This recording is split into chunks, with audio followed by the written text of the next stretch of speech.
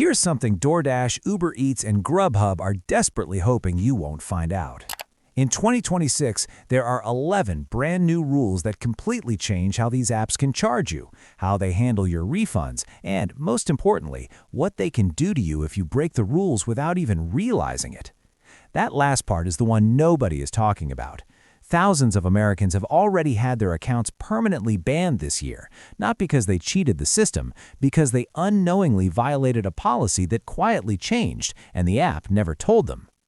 I've spent the last 3 weeks going through FTC filings, CFPB bulletins, and the actual terms of service updates these companies pushed out in late 2025, and what I found is some of this is genuinely great news for consumers, but some of it's a trap. Stay with me until the end, because rule number 11 is the one that's already got people banned, and it's the one you'd never suspect. Rule number 1, the hidden fee Dan. You know that moment? You've spent 15 minutes picking your order, you hit checkout, and suddenly your $22 lunch is $37. Service fee, delivery fee, expanded range fee, small order fee, regulatory response fee. Yes, that's a real one some apps added. Here's what just changed. The FTC's junk fees rule, which took full effect in 2026, now requires that the total price, every single fee included, must be displayed before you even start selecting items, not at checkout, before. That means if an app is showing you a base menu price without fees built in and only revealing the full cost when you're about to pay, they are now in direct violation of federal law. The rule requires that the full price consumers will pay is disclosed up front, not added at the last step of a transaction. But here's the part the apps are still trying to work around. The rule targets drip pricing, where fees are added incrementally throughout the checkout flow. But some platforms have already found a loophole. They're combining everything into a vague service charge that technically shows a total but doesn't explain what you're actually paying for. So what do? First, always screenshot your cart total before you finalize. If the number changes at payment with no new items added, that's potentially actionable. You can file a complaint directly at ftc.gov/complaint. I'll put the link in the description. Second, DoorDash actually updated their app in January to show an estimated total with fees on the main menu screen. It's not perfect, but it's the most compliant version right now. Uber Eats is still catching up. Here's something DoorDash, Uber Eats, and Grubhub are desperately hoping you won't find out. Rule number 2, cash back to your card, not app credits. Raise your hand if this has ever happened to you. Your food arrives cold, wrong, or not at all. You contact support, they offer you a $5 credit towards your next order on their app. That credit that conveniently expires in 7 days and can only be used with a minimum $30 order. That practice, now explicitly prohibited. Following action from the Consumer Protection Bureau and a wave of state-level attorney general settlements, delivery apps operating in the U.S. are now required to offer refunds back to your original payment method for failed or significantly wrong orders. App credits can still be offered, but they cannot be the only option. Grubhub settled a major complaint on this in late 2025. DoorDash quietly updated their refund policy in December. Uber Eats followed in February 2026. Consumers must be given the option to receive refunds to the original form of payment, not just to in-app wallets or credits that lock them into future purchases. Here is exactly what to say when you contact support. I would like this refund returned to my original payment method, not as app credit. I understand this is now required under federal consumer protection guidelines. That phrase alone has a documented higher success rate. Why? Because it signals to the support agent, or the bot, that you actually know the policy. Most people don't, and the system is built on most people not knowing. You're not most people anymore. Rule number 3, the right to a real human. I want you to think about the last time you got genuinely stuck in a chatbot loop. The bot asks what your issue is, you explain, it sends you to a help article, you say that didn't help, it asks what your issue is again, you explain again, it sends you to the same article. This has been the delivery app customer service experience for the last 5 years, deliberately designed to exhaust you into giving up. Under new FTC service standards that took effect this year, if an automated system fails to resolve your issue after 2 documented attempts, you now have the legal right to request immediate transfer to a human representative. The app cannot deny this request once you've invoked it explicitly. And this matters more than it sounds, because one of the most common reasons accounts get flagged for suspension, yes, we're coming back to that, is when a dispute pattern looks like abuse to the algorithm. A human agent reviewing your case can add notes. A chatbot cannot. A chatbot just logs the pattern. The magic words? I have attempted to resolve this issue twice through automated support, and I am now requesting transfer to a human agent under FTC Service Access Guidelines. You will not always get instant results, but you will get escalated faster than 98% of users who just keep hitting Chat with Us. Now let's talk about something that's going to feel very familiar, but has a new twist that changes everything. Rule number 4. App price versus restaurant price. They must tell you. Here's a fact most people don't realize. When you order a burger through DoorDash or Uber Eats, you are almost certainly paying more for that burger than if you'd walked into the restaurant and ordered it at the counter. On average, markups run between 15 and 30% above in-store prices. Some items are marked up 50% or more. Now, historically, this was completely opaque. There was no rule saying the app had to tell you this. You were just paying more and didn't know it. In 2026, this changes. New York City led the charge in late 2025, and similar rules are being adopted nationally. Delivery apps must now clearly disclose when the menu price displayed differs from the restaurant's in-person price. This disclosure has to be visible before you add the item to your cart, not buried in the terms of service. Here's why this actually matters beyond just the money. This disclosure rule is driving some restaurants to push back against the app's pricing agreements. Several chains are now negotiating directly with platforms to display uniform pricing, which means you may start seeing fewer markups on certain restaurants specifically because of this transparency requirement. Practically speaking, before your next order, Google the restaurant. Many have their own website or a physical menu online. Compare. You might find that a $10 delivery fee on a marked-up order is actually costing you $22 more than picking it up yourself. Sometimes the convenience math doesn't add up. Rule number 5. Zero delivery fees over $50. This one is genuinely good news, and it came out of a national agreement that several major platforms entered into to avoid further regulatory action. For orders exceeding $50 in total item value, not including fees, just the food itself, certain large platforms, including Grubhub, have committed to waiving delivery fees entirely, not reducing them, eliminating them. Think about when this applies. Family dinner orders, office lunch runs, anytime you're ordering for a group. The $50 threshold is easier to hit than you'd think, especially with current food prices.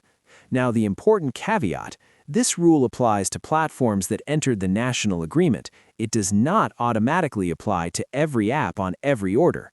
Uber Eats and DoorDash have their own versions. Uber One subscribers get fee waivers at lower thresholds, and DoorDash has similar structures under Dash Pass.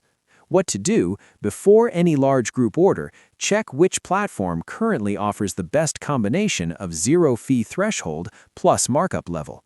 That comparison, not just which app is most familiar, is where you save real money in 2026. I know some of you are already doing the math. Yes, a $50 order with zero delivery fee on the right platform beats a $47 order with a $7 delivery fee every single time. The platforms know this. They're counting on you not doing the math. Rule number 6. Where your tip actually goes. Ask yourself honestly, when you tip 20% on a delivery app, do you know where that money goes? Most people assume it goes entirely to the driver. The reality has been far murkier, and delivery apps have spent years being deliberately vague about it. One of the most significant new rules in 2026 requires apps to display a breakdown of where tip money is distributed, specifically how much goes directly to the driver and how much, if any, is retained or offset by the platform. There's a specific practice that is now banned outright. Previously, some apps used customer tips to partially offset the base pay they owed drivers. So your tip wasn't supplementing the driver's income, it was subsidizing the app's labor cost. The driver got the same amount whether you tipped or not. You just thought you were being generous. This practice is now prohibited under the new tip transparency mandate. Every dollar you tip must go to the driver above and beyond their guaranteed base pay. Tip proceeds must supplement, not substitute, driver base compensation. What this means for you, when you see the tip breakdown screen in a compliant app, you'll now see something like, your driver will receive 100% of this tip in addition to their base delivery pay. If an app is still showing vague language or no breakdown at all, that's worth reporting. Real quick, if this is already giving you information you wish you'd had 6 months ago, hit the subscribe button. Every week, I'm going through the fine print on apps, fees, and consumer rights so you don't have to. Now back to it, because the next 5 rules are where it gets serious. Rule number 7, AI allergy and nutrition filters. This one might sound like a nice feature. It is not just a nice feature. It is a federal mandate driven by FDA guidance and a series of liability cases from 2024 involving customers who ordered food that triggered serious allergic reactions because the app displayed inaccurate or missing allergen information. In 2026, delivery apps must offer filterable allergen and nutritional information powered by verified data, not just whatever the restaurant uploaded. For major chains, this is tied directly to FDA nutritional disclosure requirements. For independent restaurants, apps are required to flag when data is unverified. Here's the practical change that matters most. You can now set a persistent allergen profile. You enter your dietary restrictions once, gluten, tree nuts, shellfish, lactose, whatever applies to you, and the app will automatically suppress or flag items that conflict across every restaurant, every session. Before 2026, if you had a severe allergy, you were clicking into every single item description, hoping the restaurant had updated their listing accurately. That was not a system. That was a liability waiting to happen. If you or someone in your household has a food allergy, go into your app's settings this week. Look for dietary preferences or allergen filters. Set it up. And if the app you use most doesn't have this feature yet, that is a compliance gap you can report. Rule number 8, hyperlocal tracking and automatic delay compensation. Here's a number. The average delivery app order in the US in 2025 arrived 11 minutes later than the estimated time shown at checkout. 11 minutes doesn't sound like a lot until you're waiting on medication, feeding a child, or on a 20-minute lunch break. The new hyperlocal tracking standard, which expanded significantly in 2026 alongside drone and autonomous delivery rollouts in major metros, comes with a concrete accountability mechanism. If your delivery exceeds the promised window by a defined threshold due to a logistics failure on the app's end, you are now entitled to automatic compensation. The form of that compensation varies by platform. Some issue credit, some provide partial refunds, some waive the next delivery fee. But the key word is automatic. You should not have to contact support, argue your case, or even notice it happened. It should appear in your account without you asking.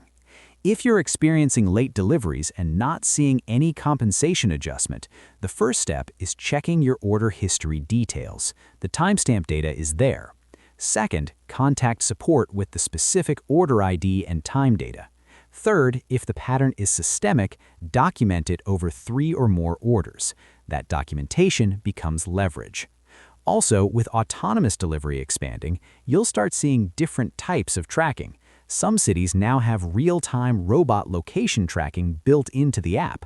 Fascinating if you're curious, useful if it goes wrong and you need proof. Rule number 9. Data breach notification, 30-day hard deadline. This is a rule most users will never think about until they need it. And when they need it, they really need it. Under new CSIA and FTC cybersecurity coordination guidelines effective in 2026, if a delivery app suffers a data breach that exposes your personal or financial information, they have 30 days, maximum, to notify every affected user. Not 60 days, not whenever they finish their internal investigation, 30 days. Why does this matter so much? Because delivery apps hold a remarkable amount of sensitive data: your home address, your work address, your payment cards, your order history, which can reveal medical conditions, family size, schedules, and more. A breach of that data without timely notification leaves you exposed for fraud, identity theft, and targeted scams for months. Previously, notification timelines were vague. Some companies took 90 to 120 days. In one notable case in 2023, users weren't notified for nearly 6 months. What to do? Create a habit of checking your email for security notifications from every app you use. Turn on credit monitoring. Many banks now offer this free. And if you receive a breach notification, act within 48 hours. Freeze your credit, change your passwords, and check your payment method for any unauthorized charges. The 30-day rule is protective, but it only protects you if you act on the notification when it comes. Rule number 10. Post-delivery tip adjustment. Okay, this one is going to feel satisfying, and it comes with a warning. You now have a legally protected right to adjust your tip after a delivery is completed. If the service was significantly below expectations, wrong order, rude driver, package left in the wrong place, excessively late, you can reduce a tip you pre-committed to without the app creating barriers or penalizing your account for it. This closes a specific psychological trap the apps built into the checkout flow. By asking you for your tip before delivery, they got you to commit to generosity before you had any information about the service quality. Then, if you wanted to reduce it afterward, the process was deliberately buried or outright blocked. That blocking mechanism is now prohibited. Here is the warning I promised. This right exists to protect consumers in genuine service failure situations. It is not a backdoor for systematically zeroing out every tip after every order. That pattern is exactly what the algorithm flags, and that flagging leads directly into Rule 11 territory. So use this wisely. Use it when it's warranted. Don't use it as a default. I say that not to lecture you. I say it because I've seen the account ban threads. People who thought they were being clever. They were not being clever. They were being cataloged.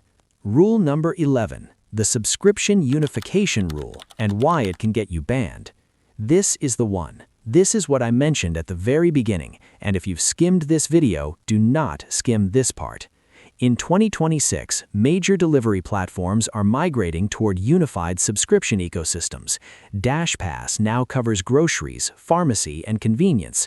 Uber One covers Uber Eats, Uber Rides, and select grocery partners.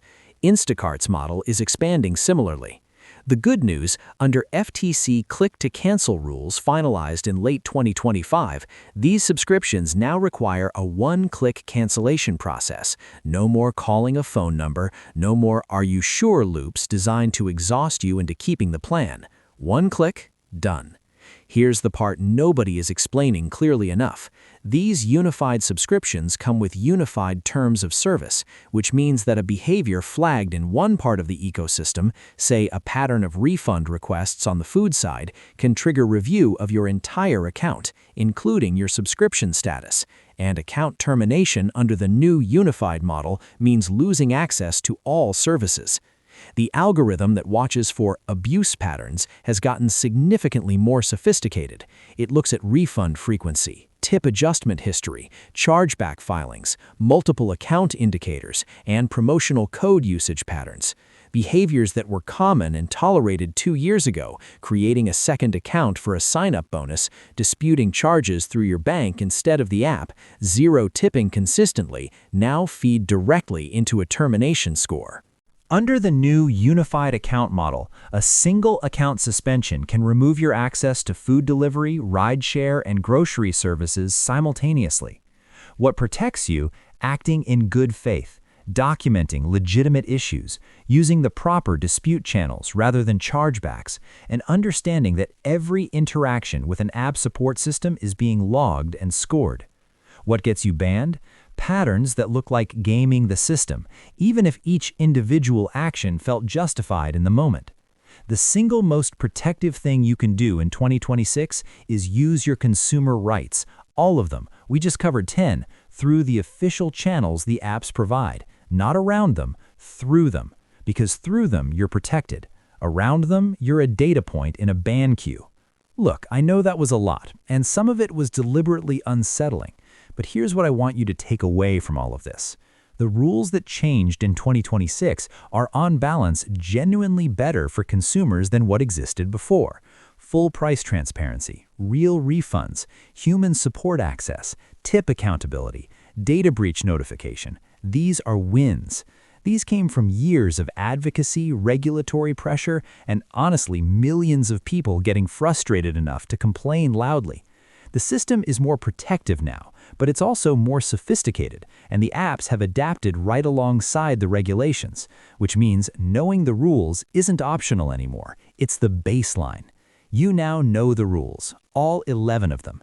Use them correctly, and you have more protection than any delivery app user has ever had. Ignore them or try to work around them, and 2026 is the year the algorithm catches up to you. So I want to hear from you. Which of these 11 rules are you using this week? Is there one you didn't know about before this video that actually changes how you're going to use these apps? Drop it in the comments. Seriously, your experience helps other people watching this know what's real and what's still being enforced inconsistently out there. And if you want to stay ahead of this stuff, because the regulatory landscape is moving fast and these rules will keep evolving through the rest of 2026, subscribe. New video every week. I'll see you in the next one.